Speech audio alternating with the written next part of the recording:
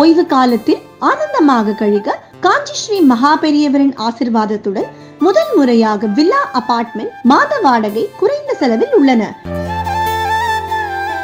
சென்னை பூந்தமல்லி சவிதா யூனிவர்சிட்டிக்கு அருகில் இயற்கை எழில் கொஞ்சும் 3 ஏக்கர் நிலப்பரப்பில் தியான மண்டபம், லைப்ரரி, கேமிங் ஏரியா, கோயில் மற்றும் சத்தான சுவையான உணவுடன் சந்தோஷ உணர்வுகளை முழுமையாக அனுபவிக்க அணுகவும். சுப்ரபாத ரிட்டையர்மெண்ட் கம்யூனிட்டி 8122533774 மற்றும் 04445862998. எல்லோருக்கும் அன்பு வணக்கம். மீண்டும் உங்கள் அனைவரையும் ஆன்மீக கதைகள் நிகழ்வில் அன்போடு சந்திப்பதில் இரட்டிப்பு மகிழ்ச்சி.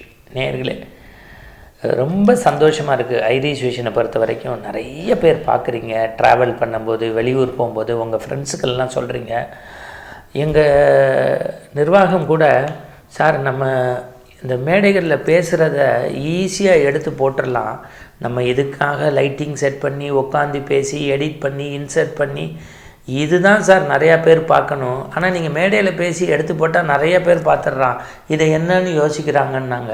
நான் சொல்கிறேன், கஷ்டப்பட்டாலும் நம்ம கஷ்டப்பட்டு செய்திகளை கொடுக்கணும்.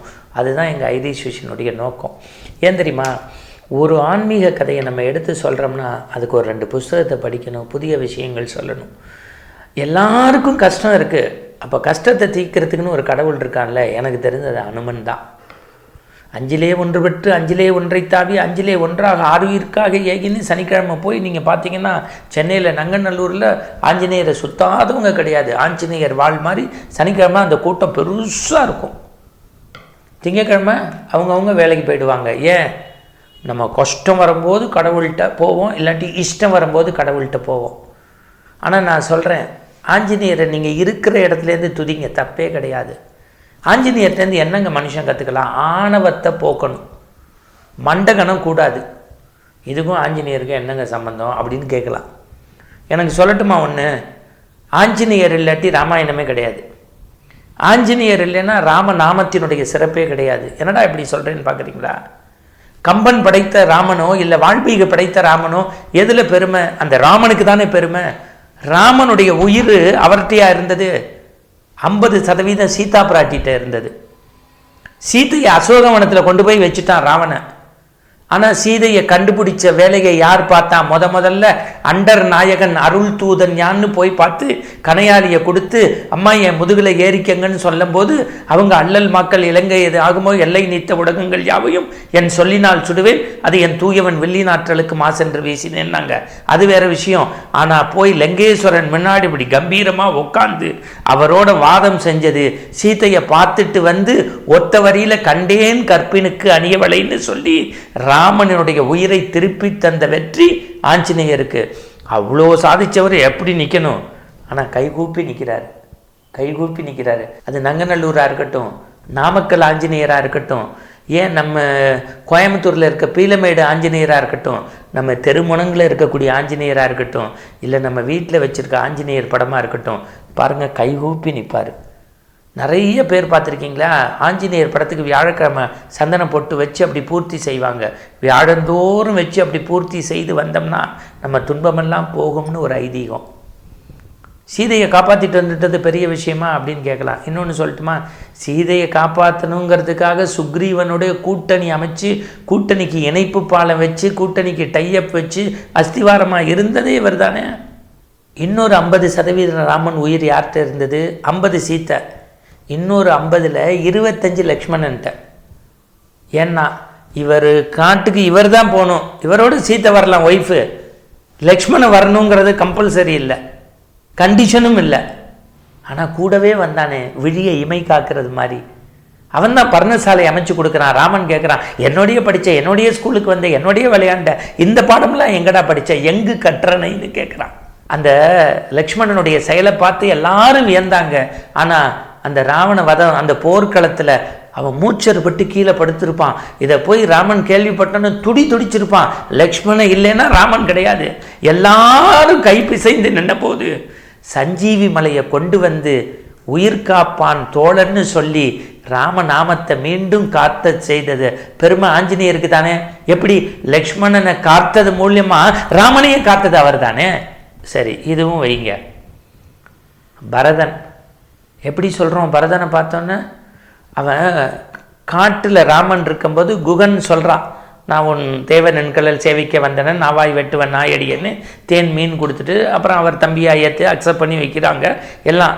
இந்த தசரதனை பார்த்து ஈமக்காரியம்லாம் முடிச்சுட்டு வரான்ல, ராமரை போய் கூட்டிகிட்டு வருவோன்னு. ஆனால் ராமனுக்கும் லக்ஷ்மணனுக்கும் குகனுக்கும் அது தெரியாதில்ல. பெரும்படையோடு வரும்போது சண்டைக்கு தான் வரானான்னு சொல்லி லக்ஷ்மணன் ரெடியாக நிற்பான், குகன் ஏதோ ஆபத்து வரப்போகுதுன்னு நிற்பான். ஆனால் அவன் அண்ணா என்னன்னா மூத்தவன் இருக்கும்போது இப்படி இருக்கலாமா அப்படின்லாம் சொல்லி அவன் அறச்சொற்கள் சொல்லும் போது 1000 ராமர் நின்கேல் ஆவரோங்கிறான். ஒரு தராசில் ராமரை வச்சு 1000, மறந்துடாதீங்க, ஒரு தராசு தட்டில் பரதனை வச்சு 1000 ராமரை ஒரு தட்டில் வச்சாலும் இங்கிட்டு தான் எடை கூடுமா. ஏன்னா 1000 ராமர் இவருக்கு ஈடாக மாட்டாராம், அவ்வளவு நல்லவரான். அதனால தான் ஒரு வார்த்தை சொன்னான், தாயினும் நல்லால்.